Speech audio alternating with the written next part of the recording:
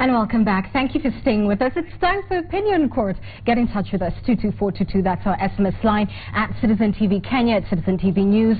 You can find us on Twitter and Facebook going by those names. And please use the hashtag Opinion Court. That's one word. Helps us track your conversation. We're talking about the Constitution 5 years on. What have we done well? And where are we failing miserably? My guests in studio, across from me, the leader of the majority in Parliament, Aden Duale. Next to him, the chair for the Commission of the Implementation of the Constitution, Charles Nyachae. We have Edward Kisingani, our resident political analyst, in the middle. And next to me, for the first time on the show, ODM Secretary General Ababu Namwamba. So a special welcome to you. Thank you.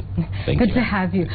Prof, let me start with you on this one, because years ago, just when the agitation for a new constitution was, building, then President Daniel Arap Moi basically said, you're not going to eat the constitution, So you're making a lot of noise about you won't eat it. 5 years later, after a new document has been implemented, Kenyans are still looking for the same things. These people basically want affordable food, they want affordable housing, they want to be able to take their children to school, they want health care. Has this new constitution translated to us realizing the very basic needs that we have? I think Anne, the former president, was right in a sense. A constitution could be a document, but it could also be a spirit. If it is a spirit, then the people have embraced a spirit to change their lifestyle, to change the way they do things every day, and look for solutions, practical solutions to their problems. So when it is a spirit, that is it. But when it is a document, it is something that you put on the shelf and forget about it. What has been happening in this country is that we look at the Constitution as a document rather than a spirit. And as a document, we have even mutilated it more. In terms of its spirit has been mutilated very many times. We have now two gentlemen, as you can see, from Parliament. We have the majority leader, you have the ODM Secretary General. They will tell you that they are different. But the more they say they are different, the more they become the same. They have conspired to destroy this document or to attack this document with a series of legislations. I can give you an example, Anne, the example of the media bill. Who supported the media bill? Both the opposition and the government conspired. So they are accomplices in attacking the Constitution.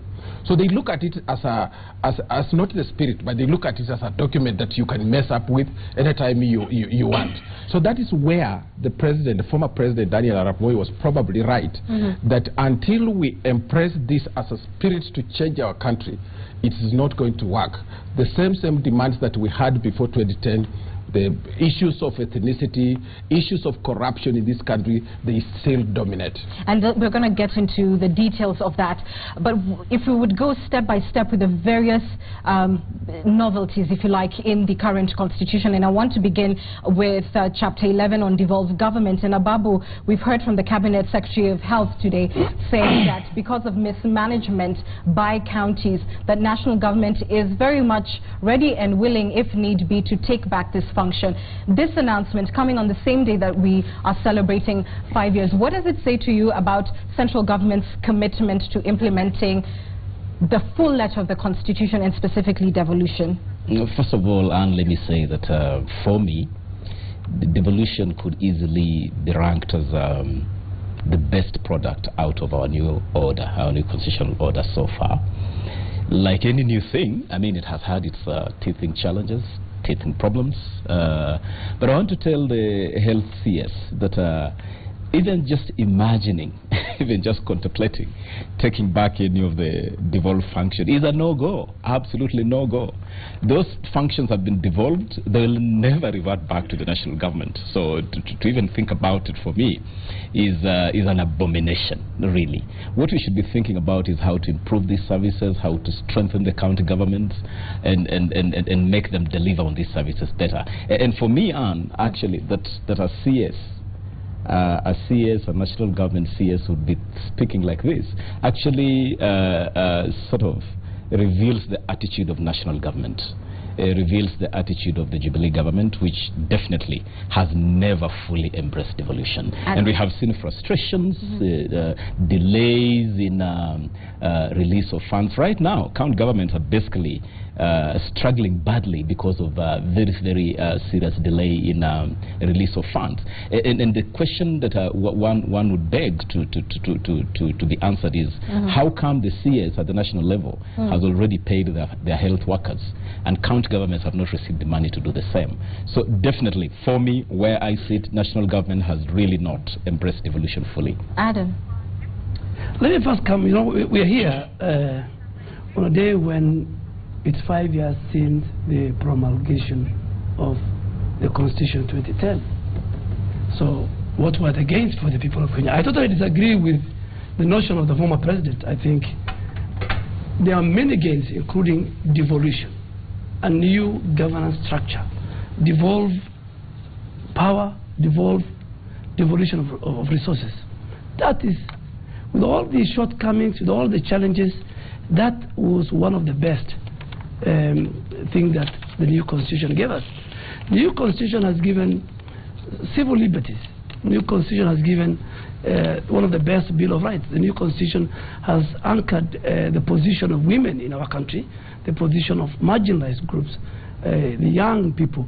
So in terms of the legislature, the new constitution has given Parliament, the representative of the people, the power to take control of the budget-making process. We have a more reformed judiciary, an independent judiciary.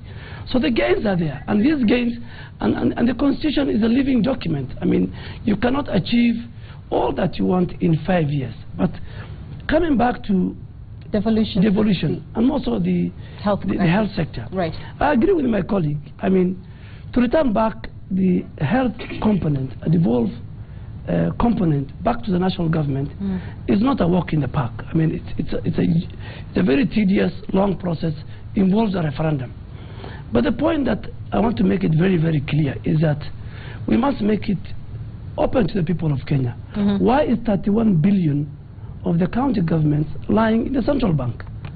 What the county governments are facing are two things. One, serious mismanagement, because the county government should be run like one of the best companies, Safaricom.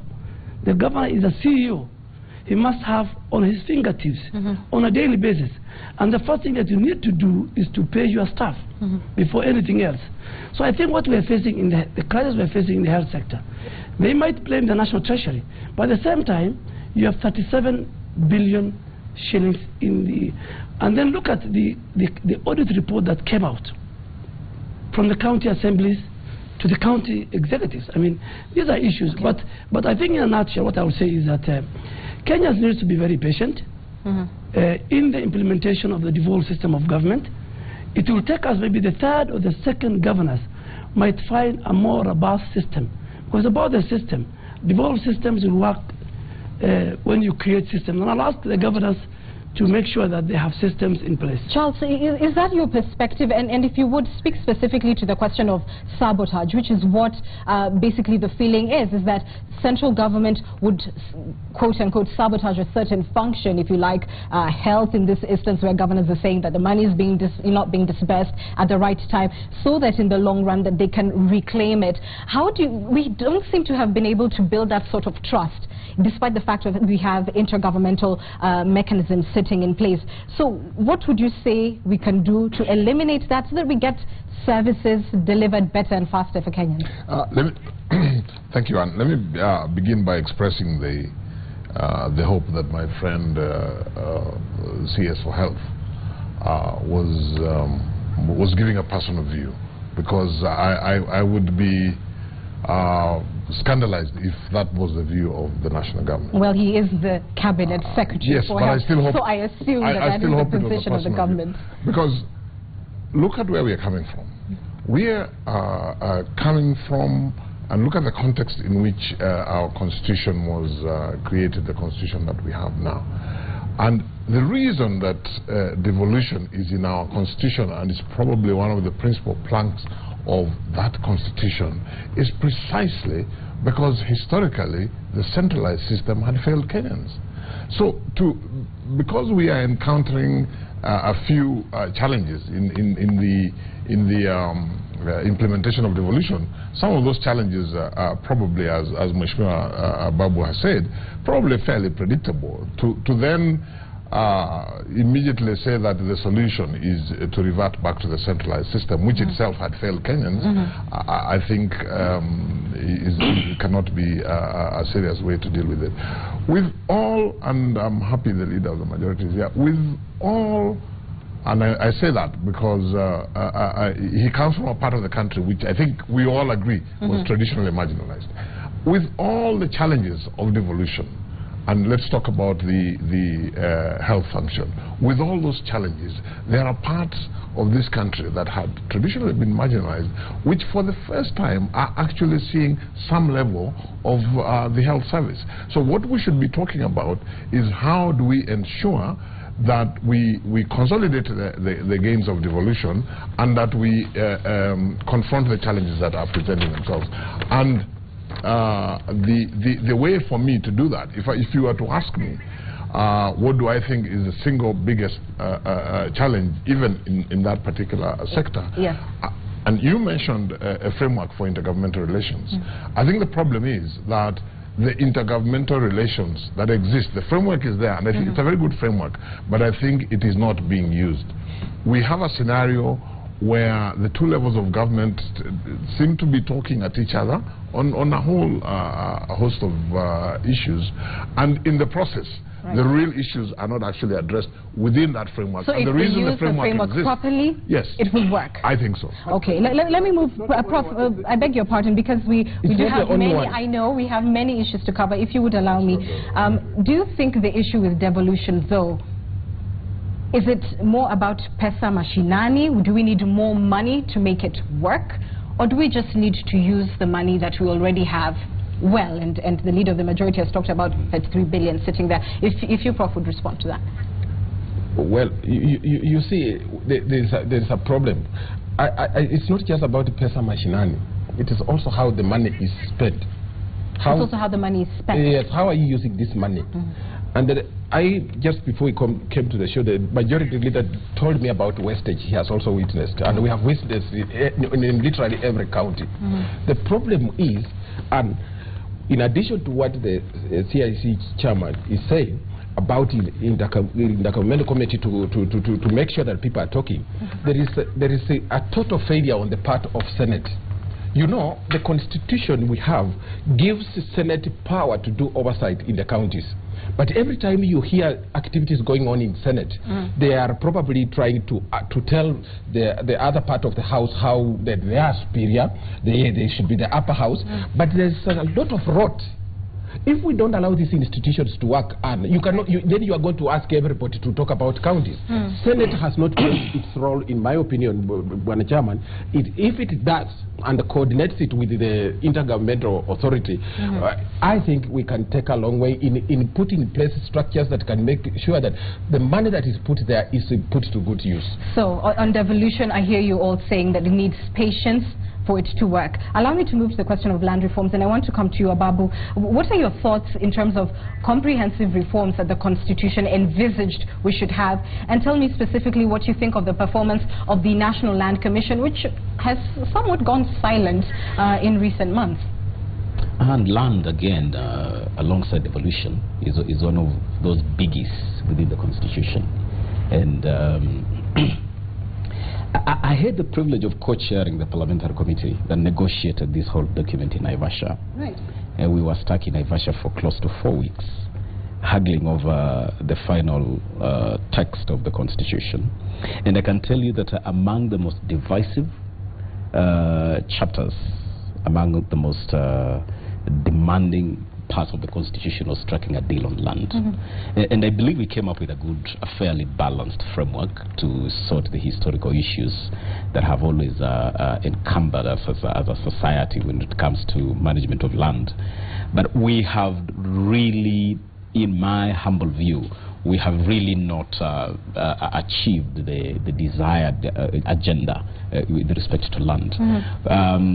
Bills touching on land, unfortunately, are among the bills that we have had to seek an extension of time to sort out. I expressed in this studio a couple of weeks ago my fear that the reason why we are seeking an extension on bills touching on land is because we are afraid to confront the historic challenges that we have always been faced with. And so we have been very slow. And to pass a verdict on the National Land Commission, it has certainly, for me, it has not satisfied. It has not satisfied the intended dream of shifting, because we needed to do a complete paradigm shift in the manner in which we deal with land. We haven't. We certainly haven't. We have only scratched the surface. And it's because you're saying of fears on the side of the executive. Let's allow Addin to respond to that, and specifically on community land, which is a major issue and also controversial, if you like, proposals, regulating how much private land, how much land can be held by a private owner. Why is it that this wasn't one of the top things that you would want to deliver on in Parliament, given that this was a key election pledge by the Jubilee government, and that this has been such a divisive issue even now in the country? Number one, let me make it very clear that this is not the first time the National Assembly is seeking an extension of time for constitutional bills. If you go back to history, between 2010, in the last government, in every year, last year we extended, 2012 we extended, this year we are extending. So there's nothing peculiar about this year. Coming to the issue of land, the land chapter, or the land, the comprehensive reform agenda, land reform agenda in the Constitution. And it's only the 5th year that the specific legislation are being enacted. The community land, the physical land bill, the minimum, maximum acreage, the historical land injustices. And the Constitution envisaged 2 steps. This is a function of the legislature. It's not a function of the judiciary, neither is it a function of the executive. But those bills will originate from the executive. Yes. No, let me take you around.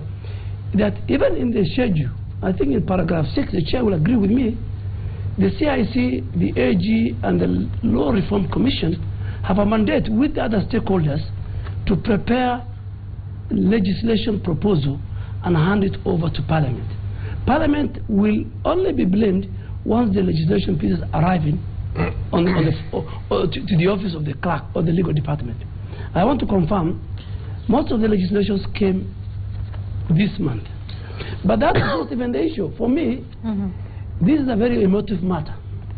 This is a very comprehensive legislation, not only even on the energy and the petroleum legislation, which are part of the constitutional bills that we have extended. We need more time. Parliament has been given, within the same constitution, an extension only once, which we did. When do you think that we'll be able to see drafts on these pieces of legislation? The pieces have now been published. They have gone through the first reading. And you must know that we have a bicameral parliament. Some of the legislations will touch on the counties. They have to go to the Senate. But let me come to the issue of whether we are scared. You know whether we are scared. This is a function of the legislature. It's not a function of the executive. But there is some concern. Let me come. The president has, who is the head of the executive, from the time the bills are sent to Parliament, the next time the executive has a role is when the president is assenting to that piece of legislation or return it back under Article 115. So the issue of whether we are scared or not is not there. Either way, bills must be enacted now with the extension before August 27, 2016. What do we have? If this is a function of the legislature, the Code Coalition has 133 members. Once a bill comes to Parliament, you can even change the title. Forget about the substance in the bill. So what I want to tell my colleagues, all members of Parliament and more so from the opposition, let us wait, play your role in the National Assembly and in the Senate, You represent the people of Kenya. In the Senate, you represent the counties. Look at the community land bill that is before the House. Look at the historical justice land bill. Right. You do your legislation in the interest of the people of Kenya. Jubilee, the executive part of the Jubilee coalition, is not holding you. So that's interesting that you talk about doing, working on behalf of the people of Kenya, because part of the accusations against this particular parliament, because you hold the majority, is that the kind of legislation that you're pushing through is in the interest of the executive, and that's when we see the House is full of members. But when it comes to pieces that touch on different, sectors of society, take for instance the media yesterday, and a very controversial bill being pushed through by Aden Keynan that basically wants the media to ask for permission on basically reporting anything that happens in the House. Then you have like 2 or 3 members of parliament, and one Aden Duale will not whip up members to be present. No, please, this is an allegation. No, please, hold your horses. No, I don't want to hold my horses. Honorable Keynan just moved that bill. I'm on record in the media today that when the bill comes for the 3rd reading, I am one person who is going to move the amendments to make sure those provisions and articles and schedules which are in that bill that are against the gains that we have made in media freedom, I will be the first person to move. The whole bill is not necessary. Fair enough. It's worth inside. Prof, if you would look at it. If you would, because I was only saying that to explain a point and put this question to Charles. Yes. What do you think about how the Parliament has conducted itself, and the, basically Jubilee using its numbers to realize all the constitutional bills that needed to be passed to, basically make this document functional? Let me say a couple of things. And one, I think I would want to assist in dispelling this idea that there's anything wrong with the Parliament having extended the timeline to look at those bills. In fact, I am one Kenyan, and not just as chair of CIC, but as a Kenyan, who would rather see Parliament take the 12 months that they have given themselves, so that at the end of the day, we get laws that are more consistent with the Constitution, laws that actually carry more of the spirit of the Constitution, and in the case of long-standing, difficult social and economic issues like land, that actually move us closer to finding solutions that are acceptable to everybody. So on that, I am. They were well within their right. They were well within their right, and I think what is important now, and I said this today in Kisii, is that especially with the exit of CIC and the mandate it has 4 months from now, it's very important that we as a country ensure that the laws that they will actually produce at the end of that period are laws that are consistent with the Constitution and are in the interest of the people of Kenya. Now, on the question of sabotage, my view is this. First of all, I am the first to accept that in the close 5 years that we have been working with Parliament, by and large, I think Parliament has discharged its responsibility insofar as the laws are concerned that are required to implement the Constitution. Of course, where there are challenges, that tends to get greater publicity, and sometimes we may create the impression that Parliament has totally failed, which is not the case. But I would say this in answer to what you said. I think the political class across the board, by its very definition, will have political considerations first and foremost. So it will change. When it is in the interest of the political class, they will close ranks. So for me, I wouldn't say the executive or the opposition are necessarily any worse than the other. Kufunga Nyama will be on the receiving end. I want us to wind up on a very light note, sir. I want us to wind up by coming to you, sir, actually, and really to talk about tongue-in-cheek comment.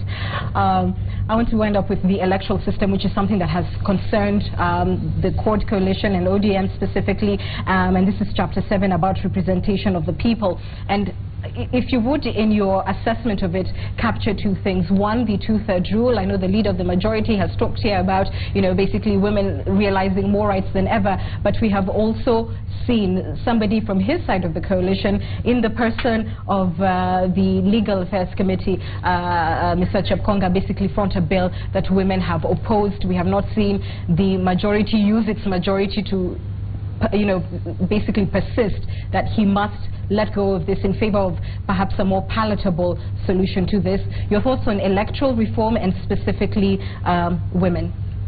Electoral reforms is something that we all agree that we have to keep on. We have to keep at it. We haven't got it right yet. And I think if you were to take an opinion poll out there, definitely the Electoral Commission, the IEBC, still has a crisis of confidence in terms of confidence of the people. It is something which they have to continue working at, and as legislators, I believe it's a challenge for us to keep to the straight and narrow of reforms to ensure that we continue enhancing, we continue improving the Electoral Commission, or the referee as it were, so that they can enjoy the full confidence of all players and the people. On the two-thirds gender rule, it's a constitutional principle. We have to strive to achieve it, but I also believe that the women folk in this country have the capacity to compete, and they should compete. We should ensure that we, as much as possible, level the playing field so that they compete. Let them occupy positions of leadership and responsibility through actual competition. But let me conclude also, because I may not get another chance, by dispelling this notion that there's some kind of conspiracy in the House where we close ranks over some of these dastardly things. I think as the alternative voice in Parliament, we have always come out very, very strongly. Kenyans will remember the scenes in Parliament over the Security Laws Amendment Bill, where we made it very clear that we did not support this. We went all the way to court and got the judiciary to strike out some no less than 8 clauses in that Security Laws Amendment Bill. On the media, civil society, we have definitely stood aside, and so I disagree with the professor here when he said that we have always gone to bed with our erstwhile rivals. And if you would respond kindly, we definitely stand with Kenyans on these matters. Fair enough. I'd ask you all to keep it very brief in your response, because we're absolutely out of time. Our bed is full. I think, Prof, briefly. A very distinguished philosopher said that not to know what happened yesterday is to remain a child forever. So probably your memory is betraying you, but the public knows what role you played in the media bill, some of your members. So I leave it to Kenyans to make judgment. But what I want... but you're also being very selective, Professor. you have cleverly avoided the very specific examples I've given. Yeah. We basically turned Parliament into a battlefield over the Security Laws Amendment Bill, as an example. I think we don't want to go that if you respond in very amnesia. I just want to say this because we are engaging in selective amnesia. Okay, fair enough. I hope you've cleared it now. Quickly, if you would. What I just want to say is this constitutional reform process and even implementation is not the work of the legislature alone. It is the work of all of us in this country. Under Article 3, we are also supposed to play a role. People who are employed in government offices, and they should implement the constitution by doing what the constitution says. If we blame the members of parliament alone, we miss the point.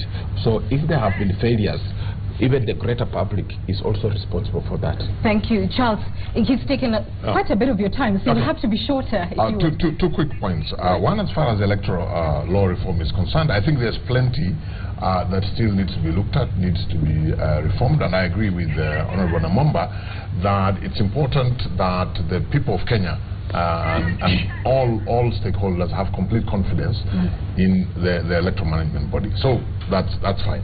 Now let me say last quick point about the two-thirds gender issue.